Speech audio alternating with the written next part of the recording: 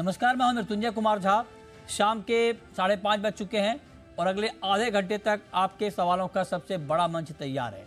अगर आपने कमोडिटी में ट्रेड किया है या फिर नया ट्रेड करना चाहते हैं, जानना चाहते हैं कि आपके लिए कहां पर कमाई के मौके हैं, तो आप सवाल पूछिए। नंबर आप नोट कर लें 02223001634।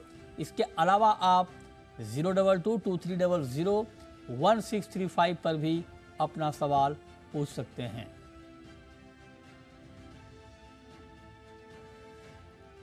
चलिए और सबसे पहले बात करते हैं एक महत्वपूर्ण खबर की, और खबर यह है कि आज ज्वेलर्स की एक बहुत महत्वपूर्ण मीटिंग हुई है कंज्यूमर अफेयर्स मिनिस्ट्री में, और उस बैठक में हॉलमार्किंग को लेकर बहुत चर्चा हुई है।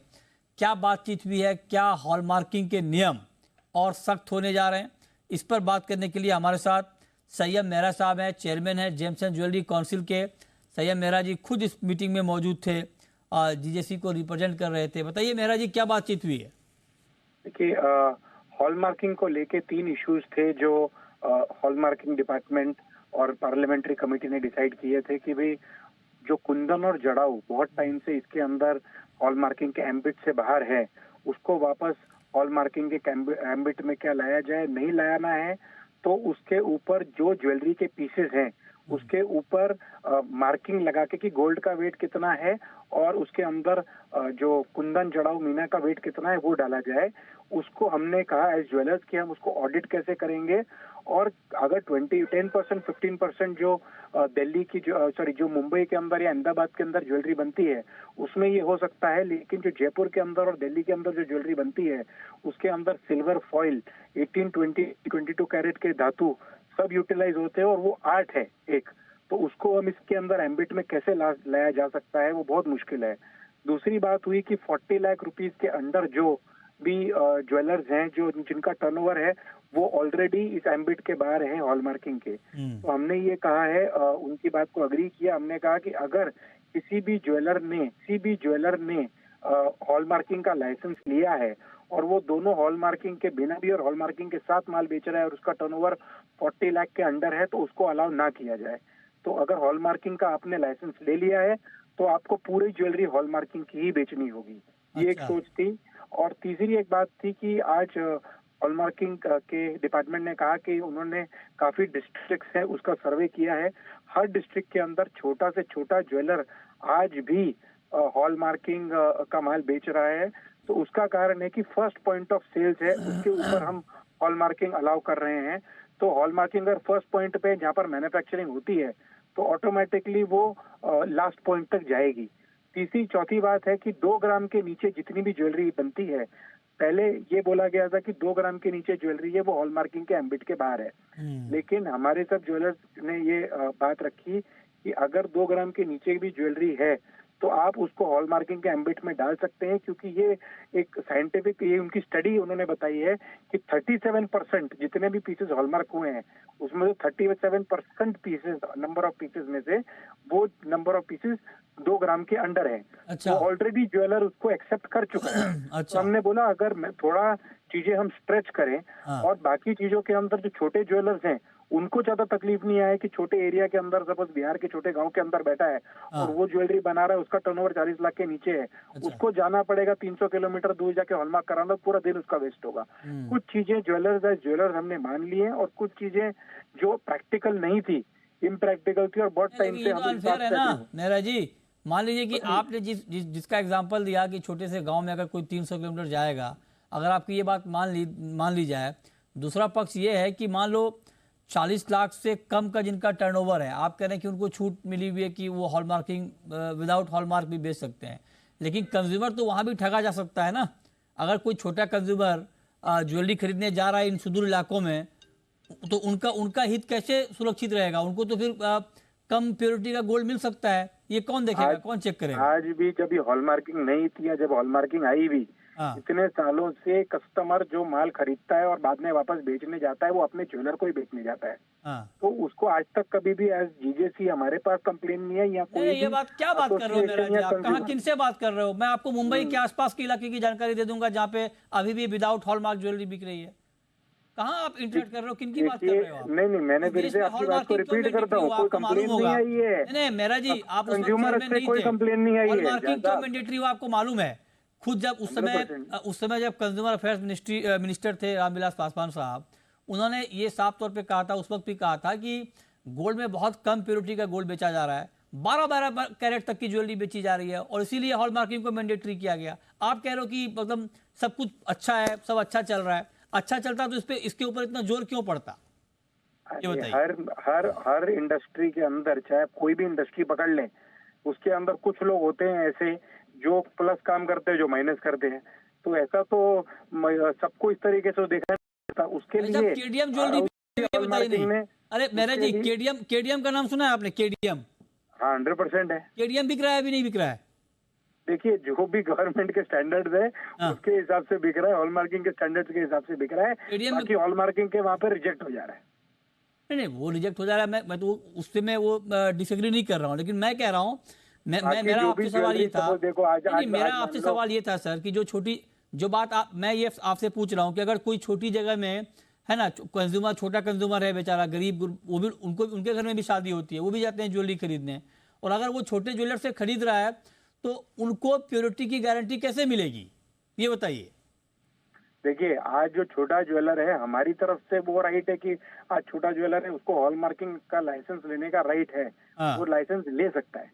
लेकिन आज एक बात बताओ, जिसके घर में, एक ज्वेलर के घर में 2 या 3 जने काम कर रहे हैं और 300 किलोमीटर दूर है, इंफ्रास्ट्रक्चर नहीं है हॉल मार्किंग का, वो कहाँ से हॉल मार्क करवाएगा ज्वेलर? उसको दुकान बंद करके जाना पड़ेगा 400 किलोमीटर अगर दूर हॉल अगर मार्क कराने अगर के लिए। 22 कैरेट की जगह 12 कैरेट, 14 कैरेट की ज्वेलरी वो बेच के किसी कंज्यूमर को दे देता है, तो वो कंज्यूमर कहाँ जाएगा, ये बताओ आप, आज वो कहाँ जाएगा? आज आज इतने सालों से हॉल मार्किंग नहीं थी हम्म, शाहजाद, हम्म। और हॉल मार्किंग नहीं होने के बावजूद भी अगर कोई प्लस या माइनस में रेट में कभी भी बेचता होगा, हाँ, कोई भी चीज उसको वापस आई है, तो वो ज्वेलर खुद ही उसको खरीदता है उसी के रेट में। नहीं, उसको ज्वेलर को ही जवाब देना ये है। तो म्यूचुअल अंडरस्टैंडिंग वाली बात हो गई ना। लेकिन ये तो कोई मतलब, ये तो ठीक है कि भाई ज्वेलर का मन किया लिया, नहीं लिया, लेकिन नहीं, उसकी गारंटी वो कैसे मिलेगी? जमाना चला गया है कि अभी हर सिटी के अंदर छोटा बड़ा ज्वेलर कॉर्पोरेट्स आ गए हैं। ठीक है, आज अगर कोई ज्वेलरी चेक भी करता है, अगर ज्वेलरी खरीदता भी है छोटे ज्वेलर से, वो बाजू वाली दुकान में जाकर 90% लोग रीचेक कराना, कैरेटोमीटर से चेक कराना, सबके सब ये काम कर ही रहे हैं। तो तो जब उसमें यही कोई काम दिक्कत कर रहे हैं नहीं तो है। फिर एज हॉलमार्किंग की क्या जरूरत एज थी? एज बड़ा जब ज्वेलर, इससे काम एज हो अ जा बड़ा रहा है ज्वेलर, तो तो हॉलमार्किंग मैंडेटरी करना क्यों जरूरी फिर? आज भी कुछ ऐसे ज्वेलर को गवर्नमेंट ने दी है मंजूरी की, वो सेल्फ अटेस्ट कर रहे हैं ये कॉर्पोरेट्स में। तो वो नहीं हॉलमार्किंग नहीं, तो मैं तो चाहता हूँ, ये एक, मेरा ये कहने का मतलब है, आप जेम्स एंड ज्वेलरी काउंसिल के चेयरमैन हैं, और मैं चाहता हूँ कि आपके चेयरमैनशिप में इतना इंश्योर हो जाए कि छोटा से छोटा कोई व्यक्ति अगर किसी भी क्वांटिटी की ज्वेलरी खरीद रहा है, या कोई बड़ा आदमी खरीद रहा है, ज़्यादा ज्वेलरी खरीद रहा है, तो सबका हित सुरक्षित रहना चाहिए, लेवल प्लेइंग वो फील्ड होना चाहिए, वो आप है ना? कंज्यूमर की तरफ से बात कर रहे हैं। आज अगर छोटे शहर के अंदर एक छोटा जो कारीगर माल बना रहा है और वो इमीडिएटली उसको बेचना है अपने मैन्युफैक्चरर को, वो कहाँ पर जाके इंफ्रास्ट्रक्चर नहीं, रिवाइज, आपको कारीगर का दिख रहा है, आपको कंज्यूमर का नहीं दिख रहा है। आपको भी ज्वेलर की इंफ्रास्ट्रक्चर, परेशानी दिख हमने ये रही है, बात बोली है कारीगर की दादा, परेशानी दिख रही है, लेकिन हमने कंज्यूमर की परेशानी हमने आपको क्यों नहीं दिख रही है? हमने ये बात बोली है कि पूरे इंडिया में इंफ्रास्ट्रक्चर आना नहीं नहीं, चाहिए, नहीं नहीं, मेरा और जी आप इमीडिएटली बताइए, पूरे इंडिया में हॉल कोई मार्किंग चालू कोई कर दो। नहीं नहीं, आप मेरी बात बताइए ना, कोई 10,000 रुपए 20,000 रुपए महीना कमा रहा है, अपनी गाढ़ी कमाई अपनी बेटी की शादी में, बेटे की शादी में जाता है ज्वेलरी खरीदने, और उनको उनको कम प्योरिटी की ज्वेलरी बेच दी जाती है, ऐसी उनका हित कोई आपको नहीं दिख रहा है। ऐसी कोई कंप्लेन आज तक नहीं, अभी तक 1 या 2% भी कंप्लेन नहीं आई है। अगर कंप्लेंट आया तो आप क्या करेंगे, ये बताइए। देखिए आज कंप्लेंट मैं अभी ला तक के तो देता हूँ आई आपको, नहीं है। कंप्लेंट मैं ला अभी के देता हूँ। आप लेकर आइए, अभी तक कोई कंप्लेन नहीं आई है। जो आई है उसको पेनलाइज किया जाता है, लेकिन अभी तक आई नहीं है, एक भी कंप्लेन ऐसी आई नहीं। चलिए, अच्छा, कंप्लेंट आए भी ना, हम भी चाहते हैं कि ना आए, लेकिन मेरा मकसद ये है आपसे पूछने का कि उन लोगों के हित का भी ध्यान रखा जाना चाहिए, और ये बहुत अच्छी पहल है सरकार की, हॉलमार्किंग को मैंडेटरी करना। निश्चित तौर पर ये कंज्यूमर के हित में एक बड़ा फैसला है, क्योंकि पहले बहुत कन्फ्यूजन होता था, डर होता था कि आप हाई वैल्यू प्रोडक्ट खरीदने जा रहे हैं, पता नहीं आपको कौन सी प्योरिटी मिल रही है, लेकिन हॉलमार्किंग के बाद कम से कम एक ट्रस्ट बना है कि चलो, आपने अगर हॉलमार्क ज्वेलरी खरीदी है तो आपके साथ कोई चीटिंग नहीं हो रही। ये बहुत अच्छी बात आपने बताई है। तो क्या माना जाए कि इस मीटिंग में जो बातचीत हुई ये हो जाएगा, इसके ऊपर और चर्चा होगी? मेहरा जी, मेहरा जी, लगता है हमारा संपर्क अब उनसे टूट गया है। चलिए, बहुत शुक्रिया इस महत्वपूर्ण खबर के लिए। आगे बढ़ते हैं और अब बात करते हैं कि आज आपको गोल्ड में सिल्वर में क्या करना चाहिए। इस पर बात करने के लिए हमारे साथ रवि द्वारा साहब हैं, बीडन वकील हैं। रवि जी बताइए, गोल्ड में क्या किया जाए आज? आज मेजर फोकस मार्केट का सीपीआई इन्फ्लेशन के ऊपर है, हालांकि फिर भी प्राइसेस एक मंथ के 60,000 का लेवल डोमेस्टिक मार्केट में और 2020 का लेवल इंटरनेशनल मार्केट में होल्ड करके बैठा है। अगर इन्फ्लेशन के रेट 0.2% आते हैं तो मुझे लग रहा है कि प्राइसेस ये फर्मनेस है वो बनी रहेगी। Level specific and strategy specific बात करें तो 60,200 के करीब गोल्ड को बाय किया जा सकता है। स्टॉप लॉस छोटा 60,000 का लगाए। मुझे लग रहा है कि अपसाइड 62,600 तक देखने को मिल सकती है। ठीक है, ओके, तो इस पर आप नज़र रखिए। बीरेन जी, आपके हिसाब से सर बुलियन मार्केट का फ्यूचर अभी क्या है ट्रेडिंग के पॉइंट ऑफ व्यू से? ट्रेडिंग के हिसाब से थोड़ा रिकवरी बाउंस आना चाहिए गोल्ड और सिल्वर दोनों में। क्रिप्टो एसेट्स में वापस अच्छा सा डिसेंट बाउंस आया, जैसे कि बिटकॉइन 50,000 पार हो गया है, तो उसकी थोड़ी इफेक्ट बुलियन में भी पॉजिटिव आएगी ऐसा लग रहा है। फिर भी आज के डेटा में अगर कोई डीप आता है तो मैं बाई साइड ट्रेड करना प्रेफर करूंगा, सोने में भी और चांदी में भी। ठीक है, ओके, तो इस पर आप नज़र रखिए। आगे बढ़ते हैं और अब बात करते हैं जीरे की। जी हाँ, जीरे में आज फिर बहुत तेज़ गिरावट देखने को मिली और आप देखिए कि एनसीडीएक्स पर जो जीरा का वायदा है वहाँ पर लगातार भारी गिरावट का माहौल बना हुआ है। आज भी मार्केट 900 रुपये गिरकर बंद हुआ है, 25,645, करीब करीब 3.5% की गिरावट आज जीरा वायदा में दिखी है। तेज़ गिरावट है। किशोर शाह इस वक्त हमारे साथ जुड़े हैं। किशोर जी, कहाँ तक ले जाने का टारगेट है जीरे को? नमस्कार सर। जी हेलो। जी, सुन रहे हैं आप? हाँ जी, आवाज आ रही है सर। कहाँ तक ले जाएंगे जीरा नीचे में? जीरे में अभी नीचा चालू हुआ है। अभी देखो, मैंने आपको वहीं रात में भी बोला था कि जीरा अभी इस वीक से घटेगा और बोलते ही देखो जीरा 20 रुपये निकल गया। क्या बात और है? अभी भी इसमें गुंजाइश है और जाने की। कितनी? अभी भी मेरे को लगता है जीरा एक बार ये 220-25 आएगा एक बार। 220-25 आएगा? हाँ। कब तक? ये फेब महीना तक मंदा रहेगा। मैं बोला फर्स्ट वीक ऑफ मार्च, यानी 10 मार्च के बाद बचा चलेगा। इसके पहले 10 कितना मार्च के मंदा है बाद और मार्केट आप जानो हम चलेगा? जाने। अच्छा, 10 मार्च के बाद बाजार वहां से बढ़ेगा, 100% बढ़ेगा वहां से। 10 मार्च के बाद बढ़ेगा? क्यों बढ़ेगा 10 मार्च के बाद? क्योंकि वहाँ पूरे इंडिया की डिमांड, पूरे वर्ल्ड की डिमांड आएगी उस टाइम में। पूरे वर्ल्ड की डिमांड आएगी? 100% आएगी, क्योंकि लोकल एक्सपोर्ट स्टॉक सब वहां पे दायर होंगे। कि वहाँ अभी तक तो माल क्या गीला पीला माल आ रहा है, अभी अराइवल भी इतनी है। जब अराइवल बढ़ती है तो डिमांड भी साथ में बढ़ती है। क्रॉप भी तो अच्छी है। हाँ, तो वही तो बोलो, जब अराइवल बढ़ेगी तो डिमांड भी साथ में बढ़ेगी। एम टू माउथ माल है ना, कई सेंटरों में माल नहीं है। अब आप सब लोगों ने वेट बाइंग कर शुरू रहे कर दी है? हैं कि जीरा जितना नीचे है वहां से बाइंग करेंगे। आप लोगों ने बाइंग शुरू कर दिया? आपने अभी नहीं किया ना। कब करोगे? वही इंतजार कर रहे हैं, आप जब भी सलाह दोगे तो कर लेंगे। सलाह तो आपसे मांग रहा हूं मैं। तो मतलब आप भी मार्च में ही शुरू करोगे या उससे पहले बाइंग शुरू करोगे? नहीं, हो जाएगी सर। अब देखो, डिमांड तो थोड़ी थोड़ी चालू है अभी भी, लेकिन अच्छी डिमांड आएगी मेरे हिसाब से मार्च में आएगी। तो वहाँ एक बार मौका मिलेगा वापस कि जितना बाजार घटेगा तो उससे वहां से 10-20% बढ़ने में देरी भी नहीं लगेगी, क्योंकि कैरी फॉर्वर्ड बिल्कुल नहीं है सर। कितना बढ़ेगा मार्च में जब तेजी शुरू होगी? तो मेरे को ये लगता है कि करीबन 15-20% बढ़ना चाहिए वहाँ पे। बस? हाँ जी। अरे 15-20% भी बहुत कम है क्या? लोगों को सांस आ जाएगी सर। सामने कमी है ना भाई साहब। मरते को तो पानी मिलेगा, जीवनदान मिल गया उसको। 65 का जीरा देखा है? हाँ जी। उनके लिए, जिसने 65,000 का जीरा देख लिया है एक बार, उनके लिए 30-35 क्या है? लोग 65,000 देख लिया, लेकिन सर वो टीका कहाँ आया, किसके हाथ में? जिसने तेजी की वही मंदी में फंसे हैं। जो तेजी में थे वही फंसे हैं? हाँ, वही फंसे ना, जिसने तेजी की वही मंदी में फंसे सर। माल तो कोई और ले गया। अच्छा, ओके। कहने का मतलब जिसने तेजी की वो मंदी में फंसे, और मंदी किसने की? जिसने तेजी की नहीं थी वो लेके चला गया। तो अपने हाथ में क्या है सर? अच्छा, सदलपुर से कैलाश जी नमस्कार, पूछिए। नमस्कार सर। नमस्कार, पूछिए सर, कॉपर पे करंट रेट पे लॉन्ग या शॉर्ट? क्या बात है, कैसे सवाल बढ़िया पूछते हो आप। कॉपर में लॉन्ग या शॉर्ट, बताइए रवि जी। क्वेश्चन काफी क्लियर कट था, तो आंसर भी थोड़ा क्लियर कट है। मुझे लग रहा है कि वहां पे बाइंग का पोजीशन आज के दिन में एटलीस्ट रखना चाहिए। एंड ओवरऑल ट्रेंड में जो रेंज है वो 702 से लेके 715 तक की रहेगी। एक छोटी अपसाइड अभी भी पेंडिंग है 711 के करीब प्राइस चल रहे हैं, 707 के स्टॉप लॉस के साथ बाय करें। 716 के करीब टारगेट मिलता है तो वहां पे आपको आज के दिन के लिए मुनाफा वसूली कर ले। ठीक है, सुल्तान है नेक्स्ट कॉलर, पूछिए सुल्तान। हाँ जी, मेरा सवाल बीरेन जी से है। पिछले 7-8 बार उनसे पूछा है कपास खली के बारे में, उन्होंने कोई लेवल नहीं बताया बाय करने के लिए। अब भाव 2800 से 2400 तक आ गए हैं, तो मुझे यही जानना है क्या 2000-2200 भी हो सकता है? मेरा लेने का अभी मन बन रहा है, तो प्लीज जरा लेवल पूछ के बताएं हमको, सेफ लेवल ये कहाँ पे बीरेन है? सर क्या करें, कपास खली लिया जाए, क्या लगता है आपको? अभी काफी ओवरसोल्ड हो गया। यहाँ से मेरे हिसाब से 100-150 रुपया शायद अपसाइड दे सकते हैं। इसकी जो सपोर्ट है, अहम सपोर्ट, वो 2378 है मार्च के कॉन्ट्रैक्ट के हिसाब से। अच्छा, और अपसाइड में जो फर्स्ट रेजिस्टेंस आएगा वो 2530 आएगा, दूसरा आएगा वो 2570 आएगा। तो यहाँ से डाउन साइड 30-40 रुपया, अपसाइड 100 रुपया, ऐसा मान के चल सकते हैं। ठीक है। सुमित है नेक्स्ट कॉलर, पूछिए सुमित जी।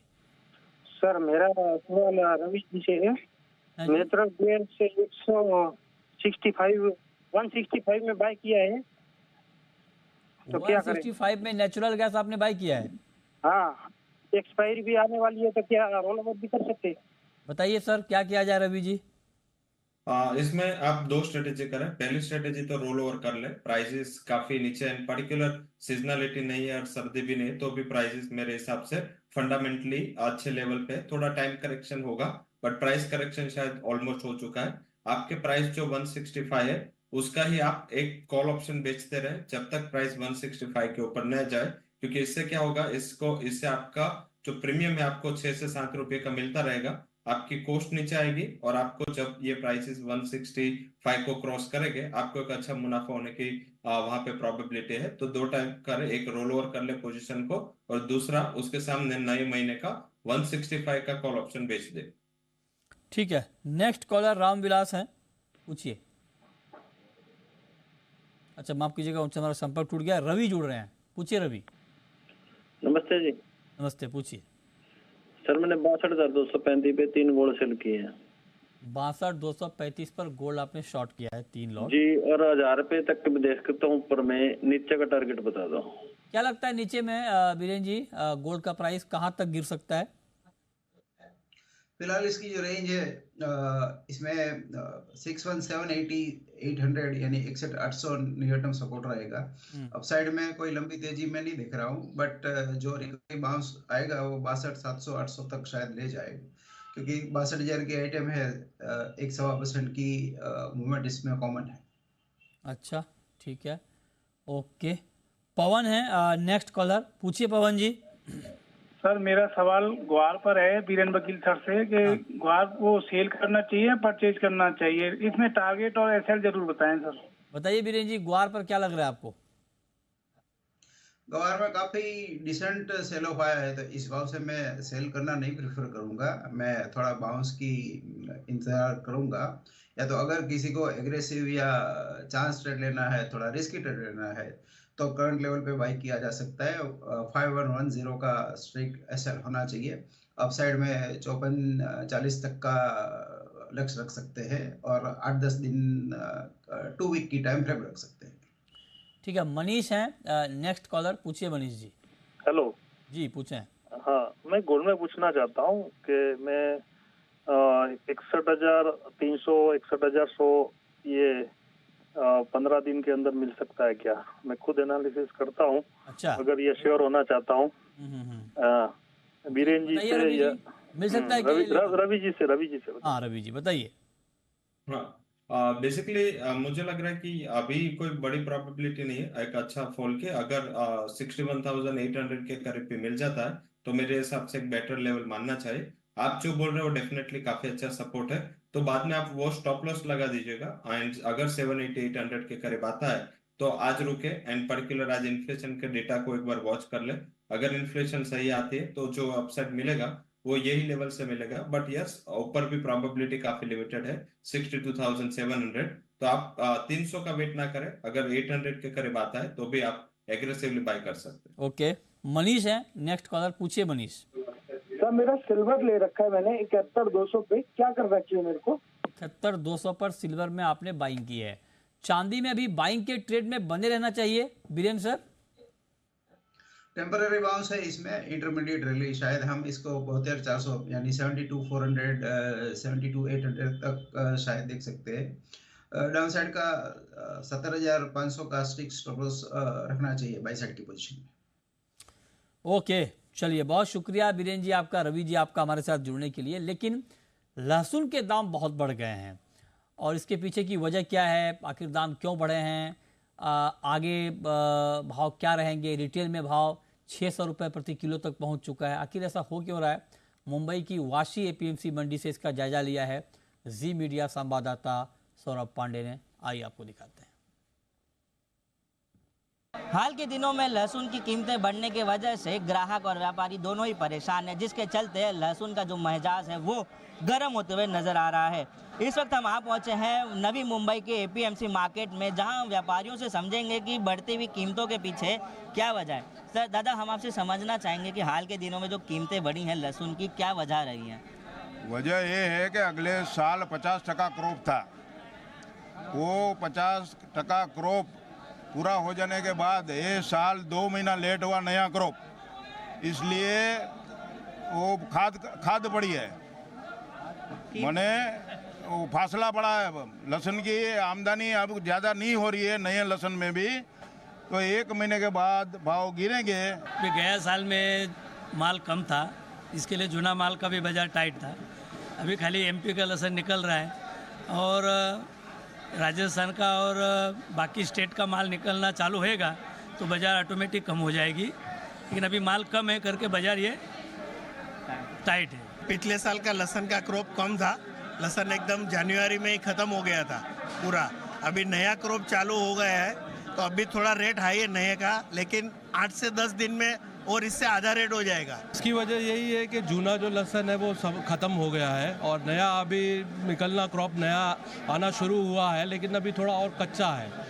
तो जैसे अभी वो धूप निकलेगी, पक्का होगा, फिर वो ज़्यादा क्वांटिटी में आने लगेगा मंडी में, तो थोड़ा रेट कम हो जाएंगे। फिर लहसुन की बढ़ती कीमतें सभी के लिए चिंता का विषय बन गई है। व्यापारियों का कहना है कि बाजार में आवक कम होने के चलते और कई अन्य कारणों से जो है कीमतों में उछाल देखने को मिली है, लेकिन उन्हें उम्मीद है कि आने वाले दिनों में जिस तरह से बाजार में लहसुन की आवक बढ़ेगी, कीमतों में गिरावट देखने को मिलेगी और ग्राहकों को महंगाई से मुक्ति मिलेगी। सौरभ पांडे, जी मीडिया, मुंबई।